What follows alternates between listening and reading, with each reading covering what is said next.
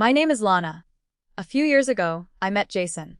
But let me start by saying a few things about myself that might help you understand where I'm coming from. I'm not the typical woman who is obsessed with traditional family values.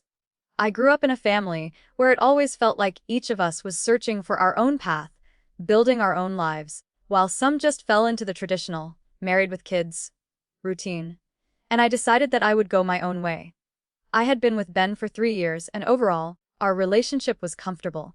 He's kind, successful, always trying to make me happy. But not that I was unhappy, but there was this sense of emptiness when I was around him. You know how sometimes you realize that this life, these relationships are just as plain and unremarkable as old slippers. That's how I felt. Like I was living but not really living. I needed something more. Something that would make me feel alive, like I wasn't just going through the motions. Ben and I met at work. He was the charming office guy, always polite, always making sure everyone was taken care of. Honestly, he was great. But as the months went by, I realized he was more like a comforting routine. Sure, he loved me and was genuinely a good person. But he wasn't the spark that I craved. We were talking about getting married, and it just didn't excite me. I couldn't bring myself to feel that thrill, the way you're supposed to feel when you know you're about to make a lifelong commitment. That's when Jason came into the picture. It started with small talk at a party. He was a friend of a friend, someone I didn't know well, but had seen a few times. He had this energy about him that was so different from anyone I'd met. He wasn't trying to impress anyone, wasn't pretending to be something he wasn't. He was just himself. And there was this pull between us. The first time we talked, it was innocent enough. He was asking me about my job, and somehow we started talking about hobbies, life plans, and where we saw ourselves in a few years. There was something about his confidence, the way he looked at me, like he could see straight through to the core of who I was. I liked it. It felt exciting, like I mattered, like I wasn't just Ben's girlfriend, or the woman who does this or that. I felt like an individual, and that made me feel something that I hadn't felt in a long time. Jason wasn't like Ben, and that intrigued me. He had this mysterious air to him, but not in the dark and brooding way. It was more free-spirited. He wasn't tied down to anything or anyone. He didn't play by any rules. That night, we ended up talking for hours, just laughing, joking, and sharing our thoughts. It felt natural. There was no pressure, no expectations. As the weeks went by, I started to look forward to seeing him. Jason would send me texts, something casual like, "Hey, how's your day going?" Or, "Let's grab a drink soon." Simple, but it made my day a little brighter. Ben, on the other hand, was more focused on wedding planning and his work. He didn't have that spark. One night, Jason invited me out for drinks after work. I wasn't sure what to expect, but I found myself saying yes before I even thought about it. The night went exactly how I imagined. We were sitting in this cozy bar, and the chemistry was undeniable. The way he looked at me made my heart race. He was leaning in closer, making these little jokes, and it felt like everything around us just faded away. "Do you believe in love at first sight?" he asked, his voice low, almost teasing. I laughed. "I don't know if I believe in it, but I'm definitely feeling something." He grinned, his hand brushing against mine. I liked that. There was something magnetic about him. Something dangerous, in the best way. It wasn't just about attraction. It was about how he made me feel alive, like I mattered. And before I knew it, we were kissing, right there in the bar. No shame, no hesitation. I didn't even feel guilty. It just felt right. In that moment, I knew I had crossed a line. But I didn't care. I wasn't looking for a future with Ben. Not really. I wasn't sure what I was looking for, but I knew that Jason was making me feel things I hadn't felt in years. After that night, things escalated quickly. We started seeing each other more often. It was thrilling, sneaking around, texting late at night. Jason never once pressured me, which was one of the things I loved about him. He made me feel like I was in control, like I wasn't just some object to be pursued. He respected me, but he also challenged me. And that was everything I had been craving. But the deeper I got into this with Jason, the more I felt torn. I still had Ben, and I felt like I was living a double life. But at the same time, I wasn't ready to end things with Ben. It wasn't that I didn't care for him. It's just that Jason made me feel alive, like there was so much more to life than I had realized. And I wasn't ready to walk away from that. At the same time, I kept thinking, I'm not married yet. It's not like I've made the final commitment. Maybe that's what justified it for me. But that didn't stop me from feeling the thrill of being wanted by someone who made me feel like I was worth more than just the future wife title. Looking back now, I can see how everything spiraled so quickly, but in the moment, it all felt so natural. I justified it to myself, told myself that I hadn't crossed any real lines. After all, I wasn't married to Ben yet, right? I could still live my life, explore my desires, figure out who I really was. I wasn't really doing anything wrong. Not yet. I remember the night I told Jason I was getting married to Ben. It wasn't planned, but somehow it came up in conversation. I was sitting across from him at a cafe, sipping on my drink, nervously toying with the straw in my cup. Jason was studying me, that familiar intensity in his eyes, like he was trying to read every thought I had. "When's the big day?" he asked, not even trying to hide the hint of curiosity in his voice. "2 months." I replied, trying to sound casual, though inside, my heart was pounding. I wasn't sure how he would react, but I was starting to feel the weight of the situation. I wanted to test his reaction. I wanted to see if he would care at all. Jason didn't immediately say anything. He just nodded slowly, then took a sip of his own drink. "You're really going through with it, huh?" he finally said, his voice quieter than before. I shrugged, trying to stay light. "I guess I don't have much choice at this point. It's what's expected.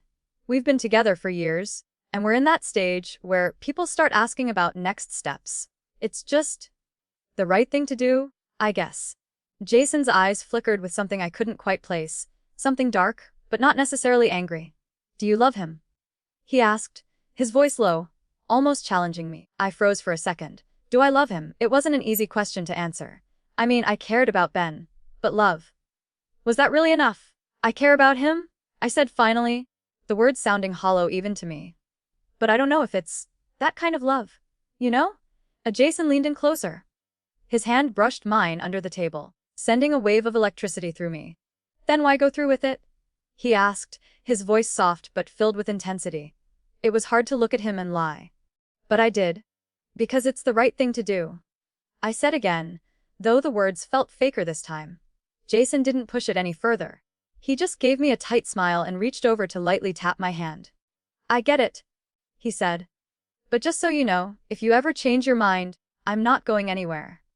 His words hung in the air like a promise, and in that moment, I felt like I had all the time in the world. Maybe I wasn't ready to make a decision yet. Maybe I was still figuring things out. But one thing I did know for sure was that I wasn't ready to let go of Jason. The weeks leading up to the wedding were a blur. I had this growing sense of unease, but I buried it beneath the wedding plans, beneath the expectations of family and friends. Ben and I went through all the motions. We picked out a venue, sent out invites, met with a florist, a photographer, all the usual stuff. And Ben, he was thrilled. He was the happiest man alive, and every time he looked at me, I felt like I was letting him down. But I couldn't help it. I wasn't the woman he thought I was. I wasn't that woman anymore. Jason and I kept seeing each other. We'd sneak off during lunch breaks, meet up for drinks at night, steal moments in between. We were living in a whirlwind of excitement, passion, and guilt. But for me, the guilt wasn't about him. It was about Ben. It was about what I was about to do, what I was about to commit to. But somehow, I convinced myself it was all okay. It wasn't like I was married yet. I hadn't said my vows. So, technically, I wasn't doing anything wrong. That was the story I told myself every time I felt that knot of guilt twist in my stomach. I'm not married yet. I'm not breaking any promises yet. It was like I was on the edge of a cliff, one step away from falling, and I had convinced myself that I was still in control. The night before the wedding, everything hit me all at once. I was sitting in my apartment, alone, feeling the weight of what was about to happen. Ben was at his place, doing last-minute stuff with his best man. I was supposed to be packing my things, finishing up my to-do list, but instead, I was sitting there, scrolling through my phone. And there it was, a message from Jason. It was simple, just a few words, but it sent a chill through me. "Thinking of you tonight. Wish you were here." I texted back without thinking. I wish I was too. We kept texting back and forth for a while, getting more flirtatious, more daring. My heart was racing as I read each message, each one pulling me deeper into this vortex. I hadn't even realized I was typing out my next words before they were on the screen. "Maybe after tomorrow things will change. I'll be free to be with you." It was stupid. It was reckless. But in that moment, it felt like everything. I needed to say it. I needed him to know that I was still thinking about him, even though I was about to marry someone else. But then, as if on cue, my phone buzzed. It was Ben. He was calling. I sighed, feeling a knot tighten in my chest. I couldn't answer. Not now, not after what I just sent to Jason. So I let it ring, staring at the screen. My heart was in two places, and I knew that once tomorrow came, everything would change. The night before the wedding felt surreal, like I was living in some kind of weird dream where everything was happening to someone else. I should have been stressed, worried about last-minute details, but instead I was buzzing with a strange mixture of excitement and guilt. But the guilt didn't bother me as much as it should have. I was sitting in my apartment, all dolled up in my robe, with my bridesmaids scattered around me. It was a typical bridal prep night, giggling, talking about the future, and of course, gushing over how perfect Ben was. They were all so excited, their eyes sparkling with anticipation for the big day tomorrow. But honestly, I wasn't as focused on Ben as I should have been. My mind kept drifting to Jason. Jason had been in my head all day. The way he kissed me earlier that week, how he made me feel like I was the only one who mattered. Every time I thought about him, my stomach would flip. And when I thought about tomorrow, it made me want to puke. The night was supposed to be a calm one, relaxing with my closest friends before the big day. We ordered pizza, opened a couple of bottles of wine, and started chatting about how crazy everything was. They kept asking me how I was feeling, if I was nervous. But deep down, I wasn't nervous about marrying Ben. I was nervous about the secret I was hiding, the secret that was eating me up inside, but also making me feel alive. As the evening wore on, the conversation shifted. "So Lana? Rachel?" One of my best friends grinned at me. "We've been dying to know, has it been everything you expected, getting ready for the wedding?" I hesitated for a second, trying to keep my tone light.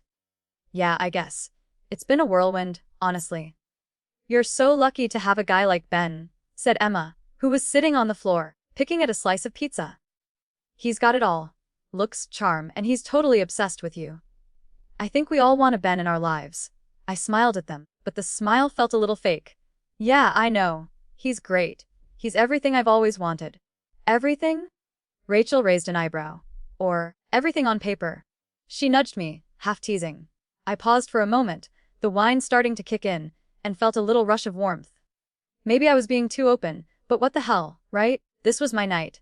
I didn't plan on being married tomorrow, not really. I needed to get this out. "Well," I said slowly, leaning in a little, lowering my voice. "I mean, Ben is perfect on paper.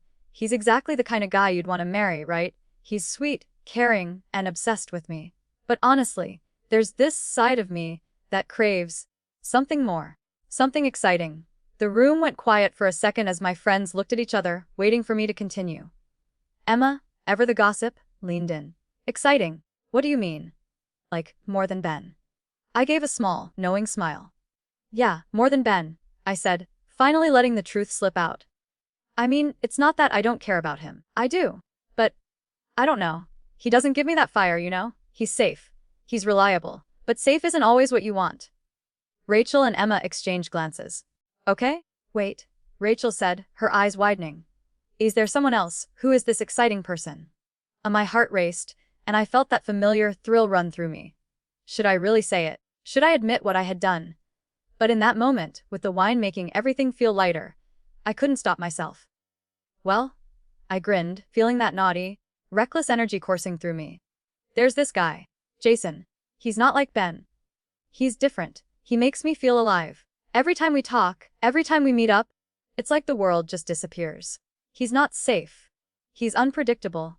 A little wild, but that's exactly what I've been craving. He's the kind of guy who makes you feel like you're the only person in the room, you know." Rachel and Emma exchanged another look, and I could see the curiosity burning in their eyes. "So you've been seeing him?" Emma asked, her voice almost a whisper. I nodded. "Yeah. We've been seeing each other for a few months now, and honestly, I'm not sure what I'm gonna do. But I'm pretty sure I'm not ready to just marry Ben and forget about Jason. That wouldn't be fair to anyone." "Holy shit," Rachel said, leaning back on her chair. "So, you've been cheating on Ben with Jason while planning this whole wedding? Wow, you're a bold one, aren't you?" I chuckled, feeling the adrenaline rush. I know it's crazy, But I don't feel guilty. Not really, it's not like I'm married yet, right? I haven't actually broken any promises. And honestly, Ben's been so caught up in wedding stuff that he doesn't even notice. He's not looking for excitement. I am. Emma looked at me, wide-eyed, clearly trying to process everything. But what if he finds out? What are you going to do? I shrugged nonchalantly, but inside I could feel my heart pounding. I'll deal with that when it happens. Right now, I'm living for the moment. And tonight, I'm just going to enjoy myself. Tomorrow, I'll put on that white dress, walk down the aisle, and pretend everything's fine. The conversation shifted again as they kept asking me more questions, wanting all the juicy details about Jason, what he was like, how we'd met, and how long this had been going on. It felt almost too good to be true. My little secret, shared with my best friends, who couldn't stop asking for more. They were eating it up, feeding into my need to feel like I was in control, like I was the one who got to have all the excitement. As the night wore on, I started feeling more and more invincible. The wedding tomorrow would go off without a hitch. I'd marry Ben, have the life that everyone expected, and on the side, I'd keep Jason as my own little piece of fire, the one thing that truly made me feel alive. But somewhere in the back of my mind, I knew this wouldn't end well. I knew I was playing with fire. But in that moment, I didn't care. Tomorrow was just another day in a perfect little life. And for now, that was enough. I don't think I really understood the weight of what I was doing until everything fell apart. And when it did, it was swift and brutal. The day after the wedding, the wedding I was supposed to have, everything came crashing down. But the worst part, I don't think I was surprised. Deep down, I knew something would give eventually.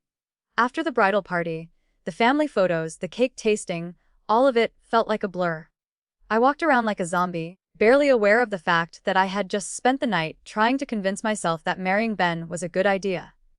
I'd spent hours getting ready, rehearsing my vows, smiling at all the right moments. But none of it felt right. None of it felt like me.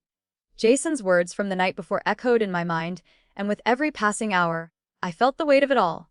He wasn't gonna wait. He had made that clear. And now, Ben, he had no idea what I had done, what was happening behind his back.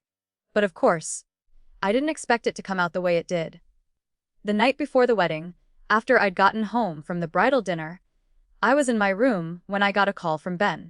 I had been avoiding his calls, hoping to get some time to sort things out in my head. But when I saw his name flash across the screen, I knew I had to pick up. I answered with a tight smile, trying to sound casual. Hey Ben. What's up? Lana. His voice sounded strange, almost distant. Where are you? I'm just in my room, I replied, sitting on the edge of the bed, my fingers nervously tapping against the sheets. I need to talk to you. Now, he said, and there was something in his tone that made my stomach twist. Meet me in the living room. I felt a cold shiver run down my spine. Something wasn't right. I stood up, my legs shaky, and made my way to the living room, my mind racing. Had he found out about Jason? How? I was starting to panic. When I walked in, Ben was sitting on the couch, his arms crossed tightly over his chest. His eyes were red, and there was a look of anger on his face that I had never seen before. He wasn't the type to raise his voice or get upset easily, so seeing him like this, it terrified me. Sit down, he said quietly, but firmly. I hesitated, but then I did. My heart was pounding so loudly, I was sure he could hear it. I couldn't make eye contact. I didn't know what to say. Lana, what's going on? He asked, his voice low but cutting. I've been hearing some things, and I need to know what's true. I froze. What do you mean? What things? I went through your phone, he said, not looking at me, but his words hitting me like a slap. I found the messages. The texts, the ones between you and him. My stomach dropped. I thought I was going to throw up. How had he found out? How much had he seen? My mind was a blur. Ben, listen. I started, but he cut me off, his voice shaking now, more from hurt than anger. Don't. Just don't. He stood up suddenly, pacing back and forth in front of me. How long, Lana? How long has this been going on? How long have you been lying to me? I couldn't speak. What was there to say? I had been lying. There was no excuse for it. No way to explain it. I knew something felt off. I kept ignoring it. I kept telling myself you were just stressed about the wedding. But now I know. You've been seeing him this whole time, haven't you? Ben's voice cracked at the end, and I could see the hurt in his eyes. I didn't answer. I couldn't.